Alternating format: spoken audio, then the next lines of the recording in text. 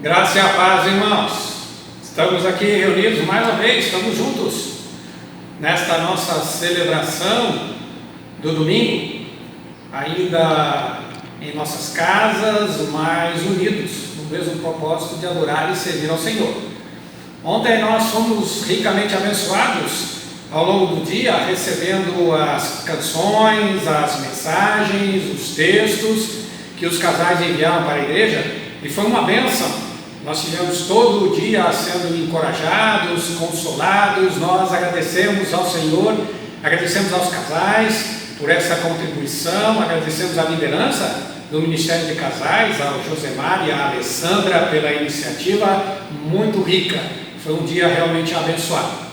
Mas essa noite eu quero compartilhar com vocês sobre mais um texto da Palavra de Deus, sobre uma porção da Palavra de Deus, e nessa noite eu quero refletir com vocês sobre a fé em tempos de crise. E eu gostaria então de pedir a você que abrisse a sua Bíblia na carta aos Hebreus, no capítulo 11, e nós vamos ler do verso 1 até o verso 3.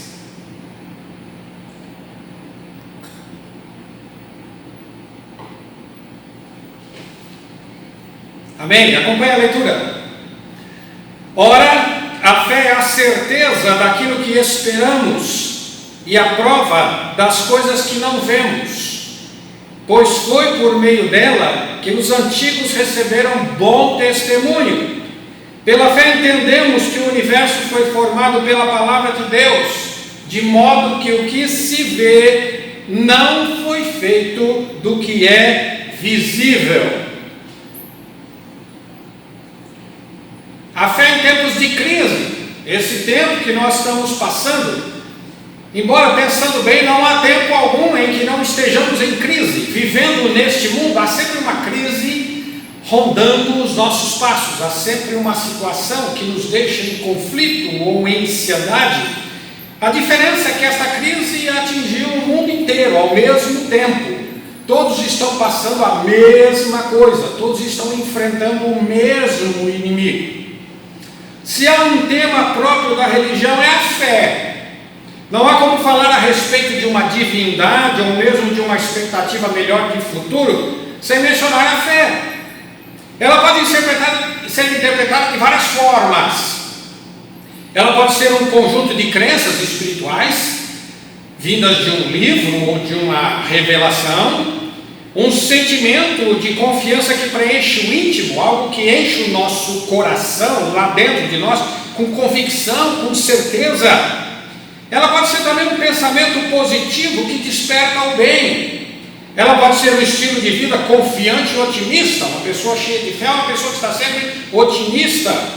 Enfim, a fé é a capacidade de crer que aquilo que é impossível vai se realizar. No atual momento onde nos encontramos, ouvem-se muitas referências à fé, notadamente naquilo que afeta diretamente as igrejas em sua prática regular. Sempre há alguém perguntando: onde está a nossa fé para vencer esta pandemia? Onde está a nossa fé para lidar com esse vírus, para lidar com esse fenômeno? Grande parte disto vem da associação direta e às vezes única que se faz da fé com os milagres, com o poder sobrenatural, com os eventos de sinais e maravilhas operados da parte de Deus. Desta perspectiva, a declaração de Hebreus 10:38, o meu justo viverá pela fé, fica traduzida como: o meu justo verá ou experimentará milagres. Então, nessa perspectiva de que a fé está ligada ao evento do milagre, ao evento do sobrenatural, então é assim que nós vamos entender, é assim que nós vamos traduzir isso. O meu justo viverá pela fé. Então, o meu justo viverá fazendo milagres, ou vendo milagres, ou experimentando o sobrenatural na sua vida.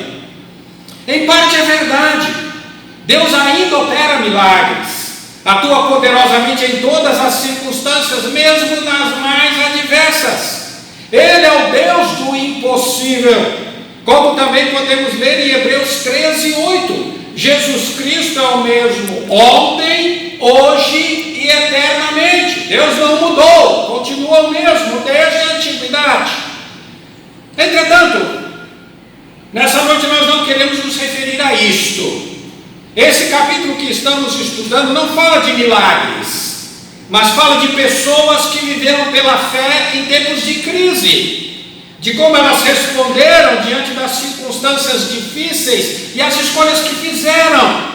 Em outras palavras, qual a fé que as motivava, que as conduzia, que sustentava suas vidas. Esse capítulo 11 de Hebreus fala de gente, fala de pessoas como nós, que tiveram que fazer escolhas, que tiveram que tomar decisões, que tiveram que realizar atos, que tiveram que caminhar, de sair da sua terra, por exemplo, e ir para um outro lugar. Fala dessas pessoas, não fala de milagres, não fala de eventos sobrenaturais, fala de como essas pessoas pautaram as suas vidas. Destacamos que esse capítulo ele forma um conjunto de pensamento que tem início com a declaração em Hebreus 10, 19 a 22, que aponta um novo caminho aberto pelo sacrifício de Jesus Cristo na cruz do Calvário, fazendo dele o nosso sumo sacerdote, de modo que agora temos livre acesso até a presença de Deus. Então, para entendermos isso, o capítulo 11, a gente começa lá no capítulo 10, versos 19 a 22. Ele fala da grandeza de Jesus Cristo, que é o nosso sumo sacerdote, que ele abriu o acesso a Deus. Com isto, nós somos encorajados a assumirmos um estilo de vida diferente, um estilo de vida sem vacilar, um estilo de vida confiante de que Deus não nos rejeitará. Capítulo 10, verso 23. Diz que nós temos livre acesso, então nós podemos entrar com ousadia, entrar com coragem, entrar com alegria até a presença de Deus. Na sequência daquele capítulo, nós somos exortados a praticarmos relacionamentos pessoais que promovem a edificação mútua, a zelar pela adoração comunitária e congregacional, a buscar a santidade de caráter e conduta, e a sermos pacientes nas tribulações e perseguições. O capítulo 10, versos 24 a 34. Então nós somos encorajados a isso. Olha, permaneçam unidos adorando, não abandonem a congregação, permaneçam firmes na fé, sejam santos, fujam do pecado. E o texto conclui afirmando que esta é uma jornada que exige perseverança e que precisa ter como foco cumprir com a vontade de Deus. Capítulo 10, verso 36. Sendo participantes do propósito do Senhor, até que ele seja consumado no futuro em breve. Capítulo 10, verso 37. Então ele diz, vocês fazem isso enquanto cumprem a vontade de Deus, porque aquele que há de vir, virá e não tardará. Diante disso, compreendemos que a fé se fundamenta no relacionamento pessoal com Deus, que tem como motivação principal realizar sua vontade, até que o seu propósito seja plenamente realizado. Repito, a fé se fundamenta no relacionamento pessoal com Deus, tendo a motivação principal realizar sua vontade, até que o seu propósito seja plenamente realizado. Esta é a fé que inspira e nutre a vida do justo. Então o justo viverá pela fé, porque ele vive no relacionamento com Deus, buscando cumprir a vontade de Deus, cumprindo satisfazer o querer de Deus para a sua vida e para este mundo. Então como é que nós podemos cultivar esta fé? A fé desses justos que está lá no capítulo 11 de Hebreus. Como é que nós podemos alimentar e desenvolver esta fé em nossos corações, para que possamos atravessar este tempo de crise? Primeira coisa, está no verso 1, que a fé é a certeza daquilo que se espera, a prova das coisas que não vemos. Então a primeira coisa, abrindo mão e aceitando aquilo que foge ao nosso controle. no controle de tudo. Queremos todas as respostas para todas as perguntas. Queremos saber de todas as coisas e notícias. Nós queremos as estatísticas bem delineadas. Quantos são, quantos não são, quantos deixaram de ser. Nós queremos os números, queremos acompanhar as planilhas. Nós temos dificuldade em aceitarmos a existência e a verdade de Deus, porque não temos todas as respostas satisfatórias, respostas que dissipem todas as dúvidas e esclareçam todos os fatos. Nós ficamos perguntando, mas e isso? E isso? E aquilo? Mas se Deus assim, se Deus não faz, por que não faz? Quando faz? Por que é que Ele não fez naquele momento, mas no outro Ele fez? E assim nós vamos fazendo perguntas e perguntas e mais perguntas, e quando não temos todas as respostas, então nós dizemos, não quero, eu não estou satisfeito. Nós desenvolvemos métodos e tecnologias que criam a sensação de onipresença, ou no mínimo, a sensação de ubiquidade. O que é ubiquidade? É estar em dois lugares ao mesmo tempo, porque não abrimos mão do controle. Nós instalamos aplicativos em nossos celulares para investigar a nossa casa, para fiscalizar a nossa casa. Por ele nós controlamos o que acontece através de câmeras em nossa casa. Nós instalamos aplicativos que monitoram aonde os nossos filhos estão, aonde o nosso cônjuge vai. Nós temos aplicativos que nos dizem qual o melhor caminho a percorrer, qual a melhor rota, aonde o trânsito está mais livre, aonde é que nós podemos encontrar os melhores ambientes de lazer, aonde nós podemos encontrar os melhores restaurantes. Nós fazemos assim porque queremos estar no controle das situações. Porém, não podemos controlar esta crise. Quando muito, podemos administrar o seu impacto e minimizar os seus efeitos, mas estamos lidando com algo que ainda é desconhecido, inclusive nos seus efeitos colaterais. Nós não sabemos como essas pessoas serão depois de serem curadas desse vírus. Nós não saberemos a extensão do dano em seus organismos. Não podemos desenvolver a fé e nos relacionarmos plenamente com Deus sem abrirmos mão e aceitarmos aquilo que foge ao nosso controle, sem rendermos nossa vontade em submissão ao Senhor. Segunda coisa que nós temos: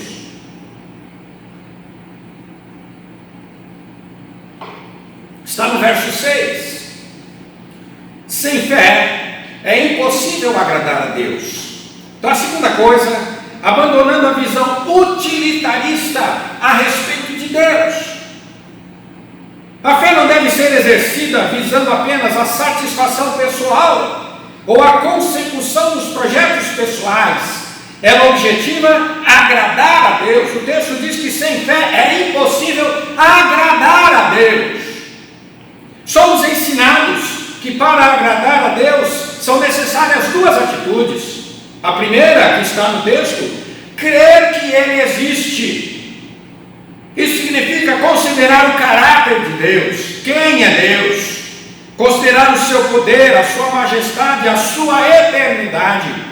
Deus não é uma força que nós podemos manipular. Deus não é uma força, uma energia que nós podemos controlar e brincar com ela. A segunda coisa, crer que Ele é galardoador dos que o buscam. Ele sonda, avalia, Ele julga, Ele prova os corações. A palavra galardão significa salário, recompensa. Ou seja, galardão é o resultado que se colhe por conta de um trabalho realizado. Deus está interessado em como vivemos nossas vidas. Deus está interessado em nos recompensar pela maneira como nós gastamos o nosso tempo, pela maneira como nós investimos o nosso dinheiro, pela maneira como nós usamos este tempo, destes dias em isolamento social, as horas vagas ou as horas tranquilas e os momentos com a família. Deus está interessado nisso, porque ao final Ele quer nos oferecer uma recompensa pela maneira como nós aplicamos e investimos esses recursos. Sendo assim, somos admoestados a não tratarmos Deus como fonte de poder para obtermos aquilo que queremos, mas a nos colocarmos sob sua direção, deixando que Ele nos guie e nos molde conforme seu querer. E aqui nós lembramos aquela passagem dos 10 leprosos que foram a Jesus para serem curados. E Jesus curou os 10, mas apenas um voltou para agradecer, apenas um voltou para se prostrar diante do Senhor. É assim que alguns fazem: vão a Deus, buscam a bênção, recebem a bênção, mas depois não querem mais se relacionar com eles, depois não querem estar diante de Deus, não querem se deixar serem conduzidos pelo Senhor. Por isso que nós somos admoestados a deixar que Deus nos guie, que Deus nos molde, que Deus nos oriente conforme o seu querer. Terceira coisa, está lá no verso 40: visto que Deus havia providenciado algo melhor a nosso respeito. É o final deste capítulo 11. A terceira lição é esta: deixando o cinismo e o conformismo com relação ao futuro. Somos tentados a aceitar o mal e a injustiça como algo que não podem ser vencidos.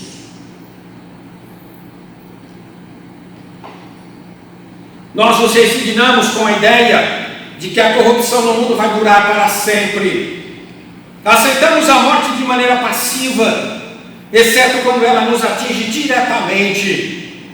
Nós nos acostumamos com o feio e agora temos dificuldades em imaginar o belo. Nós nos acostumamos com esse ambiente e dizemos: isso não tem mais jeito, as coisas são assim mesmo, nada de bom vai acontecer.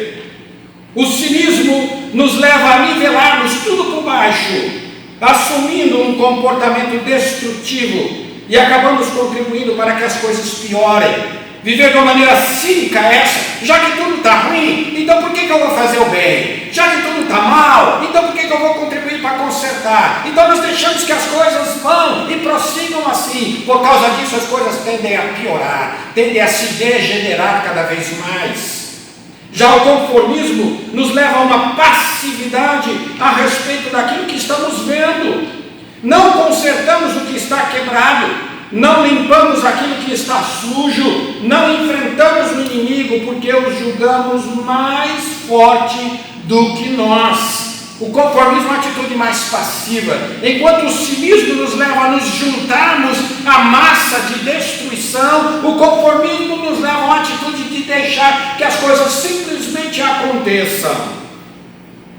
O texto menciona repetidas vezes que os personagens nele listados fizeram escolhas, trabalharam, enfrentaram inimigos, suportaram pacientemente perseguições, abriram mão de privilégios materiais e até mesmo entregaram-se ao martírio, porque tinham a convicção de que Deus havia providenciado algo melhor.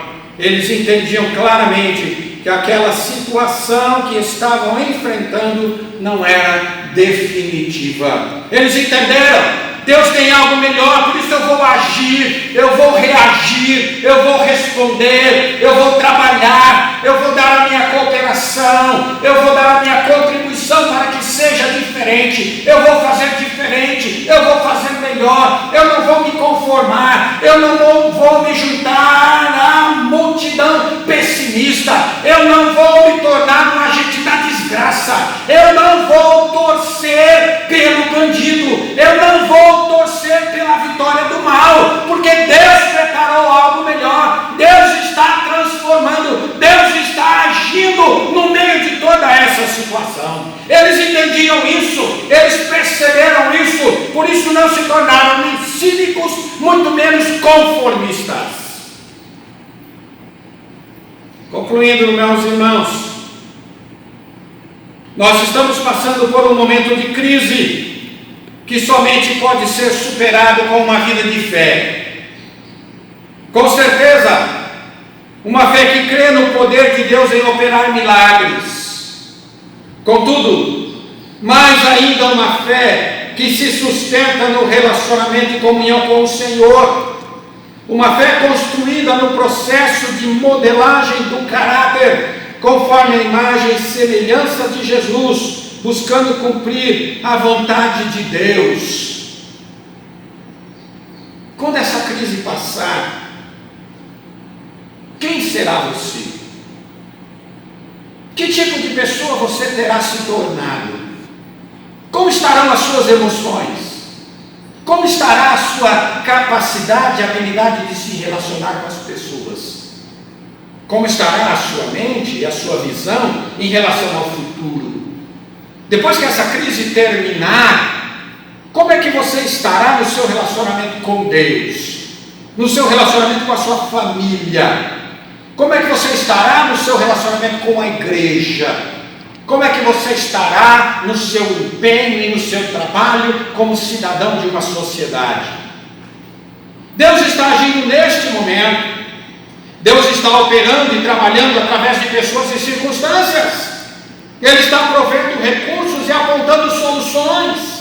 Ele administra com graça e misericórdia cada acontecimento desta crise. Nós não temos ideia as palavras que Deus tem falado aos pesquisadores enquanto olham nos seus microscópios. Nós não temos ideia de como Ele tem conduzido a mão dos médicos, dos enfermeiros.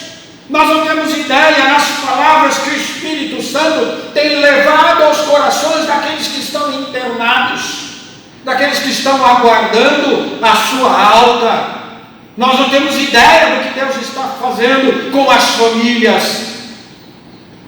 Por conta disso, nós somos chamados a viver pela fé, que é cultivada a cada dia, abrindo mão e aceitando aquilo que foge ao nosso controle. Pare de querer controlar as coisas. Pare de ficar ouvindo as notícias, de ficar correndo atrás das estatísticas. Pare com isso, descanse.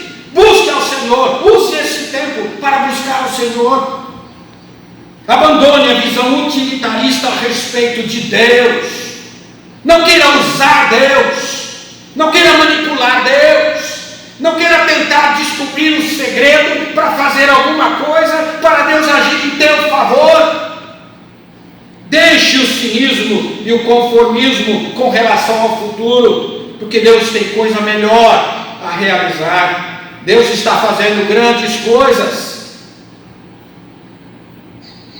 Tenhamos fé e mantenhamos a vida funcionando. Renovemos a esperança e não deixemos de buscar satisfazer a vontade de Deus em tudo que realizamos. Para que não estejamos olhando para esta crise, deixando que ela passe, desejando que ela seja superada, para continuarmos com a vida que nós vivíamos antes dela. A fé vai nos fazer sair dessa crise melhor do que nós éramos, mais fortes do que nós éramos, mais corajosos do que nós éramos, e em nome de Jesus, mais consagrados do que nós éramos, porque Deus é quem alimenta uma fé que age em tempos de crise. Amém? Deus abençoe você, que você possa desfrutar de um relacionamento pleno com Deus e sair mais fortalecido em sua fé, em seu coração. Vamos orar. Pai, nós te agradecemos, ó Senhor, pela tua palavra. Te agradecemos porque é o Senhor quem alimenta a nossa fé, quem fortalece a nossa fé. Por isso, ó Pai, em nome de Jesus, nós queremos clamar que o Senhor ajude a nossa fé.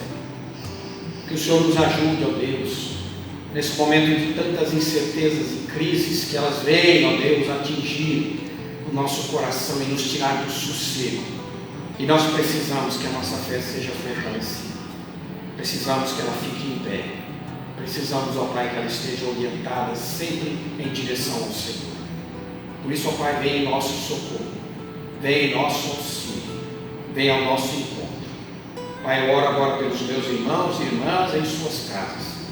Que o Senhor venha fortalecê-los, que o Senhor venha encorajá-los, que o Senhor venha consolá-los, para que ao final, quando atravessarmos este momento tenebroso, eles sejam encontrados pelo Senhor firmes, animados, alegres e dispostos a continuar a viver na medida em que o Senhor permitiu, ó Pai. Muito obrigado, Senhor. Nós te agradecemos no nome de Jesus. Amém. Deus abençoe você.